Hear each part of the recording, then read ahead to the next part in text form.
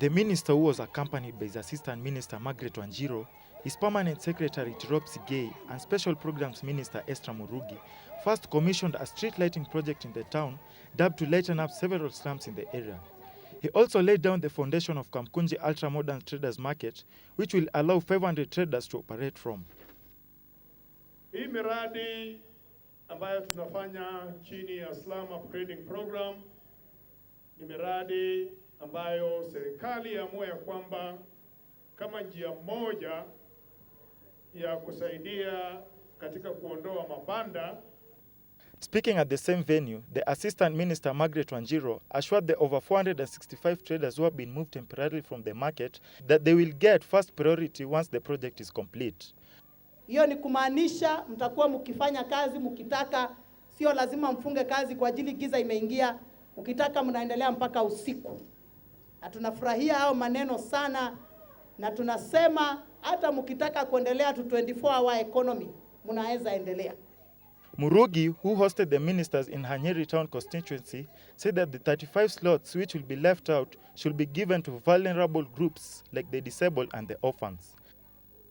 Tutahakikisha hakuna mtu atapenya upande kuingia kwa hii soko. Silas Otieno, Citizen at 1.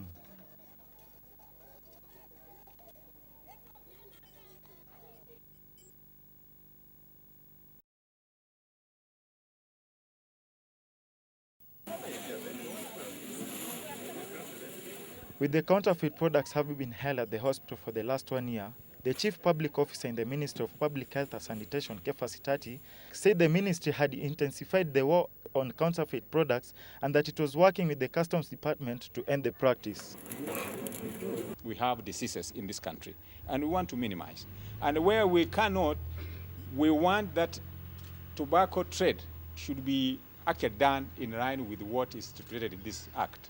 Addressing members of the media, a health officer at the Eldoret International Airport, Daniel Okwara, said such products were the main cause of chronic diseases such as bronchitis, which cause premature deaths, among other diseases. When such products are imported into the country, we as the Ministry of Public Health and Sanitation, we do seize, or in the process of verifying, we do seize.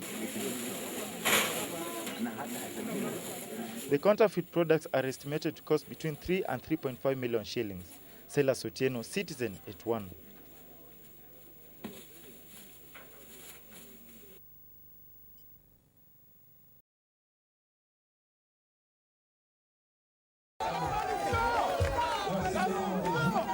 This being the highest voter turnout in the country, the results of an October 31st round put Gabo on 38% and Ouattara on 32%, hence pushing them to the next round.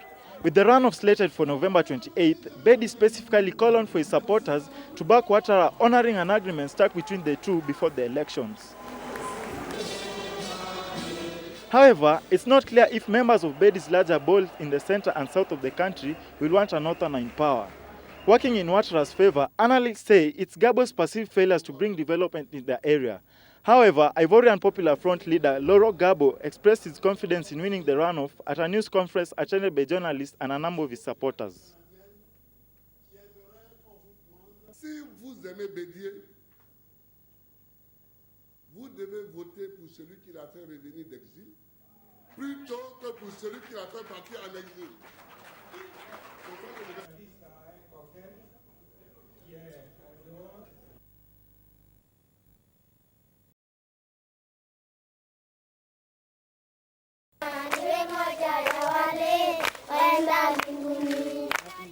Owing to reluctance by parents to take children to school in Pokot County, the NCCK has started the initiative to encourage education without discouraging pastoralism. The initiative allows some members of the family to go to school, as others take care of the cattle, awaiting their siblings to finish before they also enroll in schools. Kuingia huko mashinani, tukaingia kwa maboma, tukakutana na wazazi pale, pia tukawaeleza uzuri wa masomo.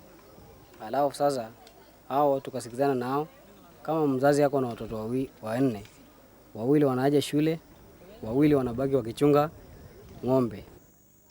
With pastoralism being a core activity among the communities, the initiative will encourage parents to allow their children to go to school without feeling threatened that there will be no one to take care of the cattle. It's some kind of an exchange thing whereby we try to make sure that each and every people, each and every child, gets to know what education is all about. Silas Otieno, Citizen at 1.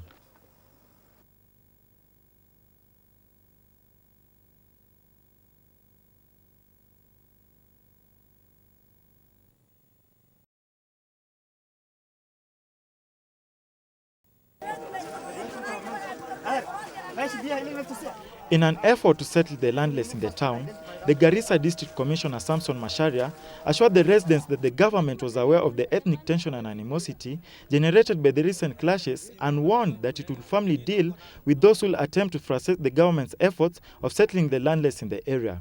So saizi ile kazi tumekuja na wakasema kwamba tugawe katika hii municipal yetu. Igawanywa pahali watu wameseto sana, pahali watu tayari wako na ploti. Kama vile tunataka tuweke alama pahali watu wako na ploti walipewa, wengine wako na makaratasi, kwingine kumejengwa. Tuache kwanza hiyo sehemu. In a move to stop further bloodshed over the rush for pieces of land, the district commissioner stated that there was a plan to demarcate some 3,000 hectares of land and issue them to thousands of the landless residents in the area. Na ndio tunataka tuweke barabara wanaita ring road. Ina hiyo ring road pande ndani, pale saizi mimi nimesimama pande ndani.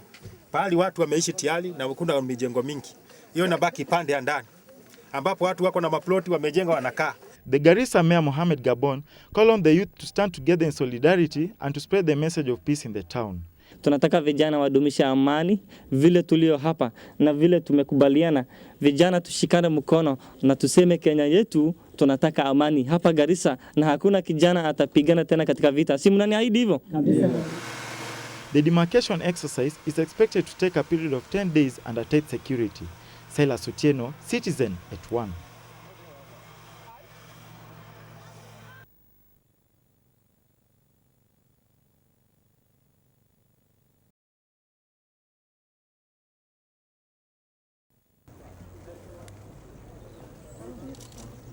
The Speaker Gianfranco Fini left PM's party a few months ago following disagreements earlier this month. Fini had urged the PM Silvio Berlusconi to stand down, attacking me in the wake of a series of scandals. Although widely expected, the resignations will come as a blow to Berlusconi, who survived a vote of no confidence in September and will face a similar vote after Italy's budget scheduled for December is passed. The Prime Minister still has a majority in the Italian Senate, but no longer has a majority in the lower house of parliament without the vote of his former coalition partner. Berlusconi has been hit by a spate of allegations. Recently, he denied the improper conduct in the case of a teenage nightclub dancer who was released from a police cell following his intervention.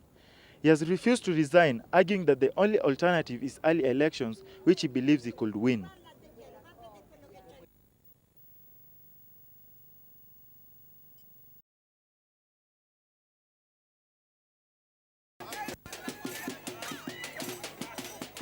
For several years now, there has been a spirited campaign to end the Jiga menace in Kenya, especially in the rural areas. The campaigns spearheaded by Ahadi Kenya have now been taken to the Coast Province, with the residents of Malindi town benefiting from the free treatment and awareness campaigns organized by the Trust. The Anti-Jiga Crusaders pitched a tent at Uwanja wa Shada grounds in Malindi to kick off the campaigns in earnest as the residents stand up in large numbers, the young and the old, to get necessary aid. The piercing agony and severe pain was clear for all to see as children could not hold their tears back. With effects of Jiga infestation being clearly manifested here, the residents do little to help themselves, a situation aggravated by ignorance and fear amongst them. Elsewhere, Fisheries Minister Amason Kingi took issue with the Ministries of Public Health and Sanitation and Medical Services for not doing enough to curb the Jiga menace in Kenya. He also added his voice to those calling on the government to set aside a Jiga Day awareness. During the campaign, more than 400 people were treated. Silas Otieno, Citizen at 1.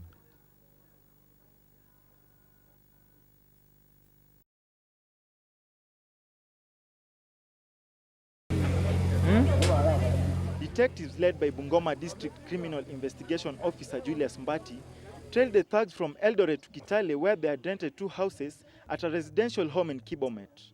When they found the houses surrounded by safe gates, they forced their way in. We've been having a series of robberies between Eldoret, Kitale, Webuye, Bungoma, and Busia areas. The robbers are said to have engaged the police in a shootout in the wee hours of the morning before they were overpowered. 2 were shot dead on the spot, and as the third was trying to escape, he fell into a 30-feet borehole. The police retrieved the badly wounded thug and was pronounced dead on arrival at the hospital. Tulikuwa tunalala tukasikia marisasi zikianza kulia kwa muda mrefu kuanzia saa 10 hadi saa 12. After a thorough search, the police managed to recover several fake motor vehicle plates, 2 AK-47 rifles, a homemade pistol, and some police attire. The recovered motor vehicles were later towed to Kitale Police Station. Silas Otieno, Citizen, at 1.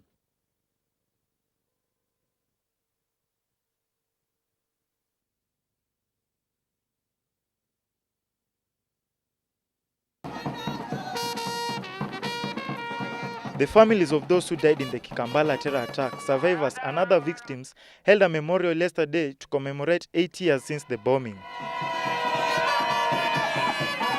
They held a procession from Mombasa to Kikambala, waving banners protesting against the government, claiming it had been neglecting them since that time.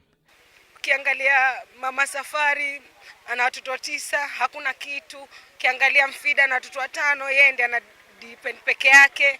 Kwa hivyo tafadhali serikali, bado hatujakuwa safe. In 2002, a vehicle packed with bombs crashed through the gate leading to the lobby of the Paradise Hotel in Kikambala. Once inside, the car bomb detonated and killed 13 people at the hotel and 3 suicide bombers. More than 80 people were injured. Among the dead at the hotel were 10 dancers and entertainers. Also killed were 3 vacationers, a 60-year-old man and 2 teenage brothers. Sawa, ishatokea, tumekubali. Wametukinga na nini? Ama watatuangalia na nini kutuzuia mambo kama haya kuhappen tena? Sisi itakuwa kila siku ni hivi hivi, ikitokea imetokea na ni basi. Many of the victims, families and survivors say that since the bombing, they have been facing many hardships. They say an adequate compensation package will help them rebuild their shattered lives. Silas Otieno for Citizen TV.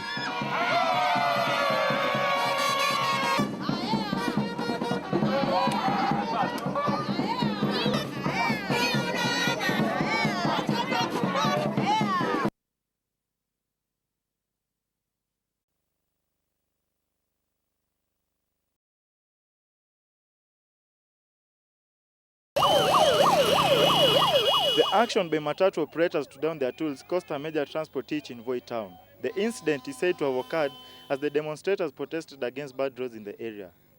They accused the Ministry of Roads of neglecting their county in the 700 million allocated for repairing of roads. Matatu owners and operators literally took charge of all forms of transportation in a bid to show solidarity over the poor state of the roads.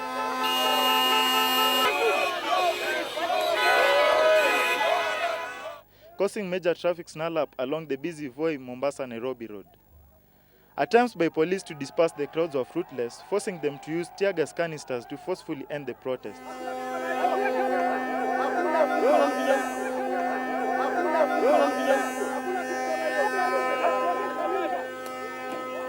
Barabara nyingi katika hii kaunti, sisi tunaona serikali imetuwekea mgongo.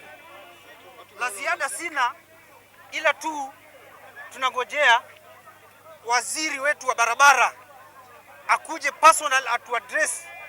The matatu operators have vowed to continue the protests until their plight is addressed by the government. Silas Otieno, Citizen, at 1.